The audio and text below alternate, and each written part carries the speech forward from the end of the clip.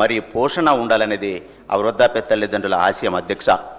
అదేవిధంగా ఒక అమ్మ నాన్నల గురించి చిన్న పాట అధ్యక్ష.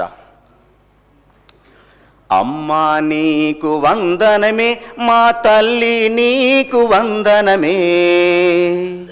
అమ్మా నీకు వందనమే, మా తల్లి నీకు వందనమే. కన్నీళ్ళు ఇంకెన్నాళ్ళే తల్లి, బిడ్డలము మేమున్నామమ్మా. అమ్మా నీకు వందనమే, మా తల్లి నీకు వందనమే. కన్నీళ్ళు ఇంకెన్నాళ్ళే తల్లి, బిడ్డలము మేమున్నామమ్మా. కోడి కూతకు లేచిన అయ్య దొరగారింట్లో కసువున ఊడ్చి. కోడి కూతకు లేచిన అయ్య దొరగారింట్లో కసువున ఊడ్చి. జీతం చేసి నాతం చేసి మమ్మల్నిలా సాదరయ్యా. అమ్మా నీకు వందనమే, మా తల్లి నీకు వందనమే. కన్నీళ్ళు ఇంకెన్నాళ్ళే తల్లి, బిడ్డలము మేమున్నామమ్మా. అధ్యక్ష,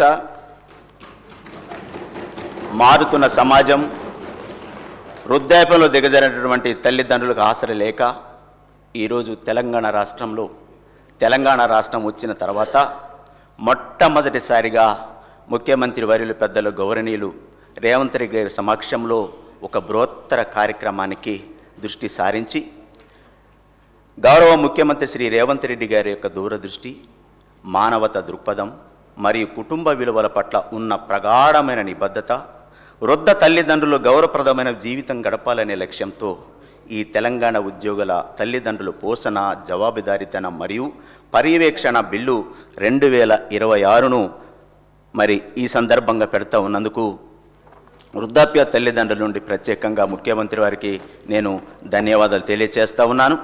ఈ చట్టం తేవడం ద్వారా తెలంగాణలోని వృద్ధులకు ముఖ్యమంత్రి గారు పెద్ద కొడుకు అయ్యారనేది ఈరోజు రాష్ట్ర వ్యాప్తంగా తెలియజేస్తూ ఉన్నారు.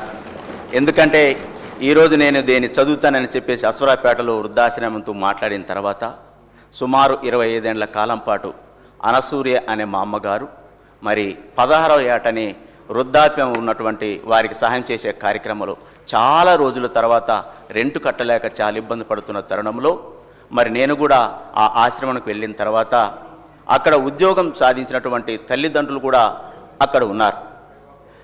ఆమె చెప్తున్న బాధను నేను చూసిన, సార్ మీరు ఎమ్మెల్యే అయిన తర్వాత, ఎమ్మెల్యే కాకముందు నా దగ్గర ఒక చిన్న ప్రస్తావన తీసుకొచ్చారు.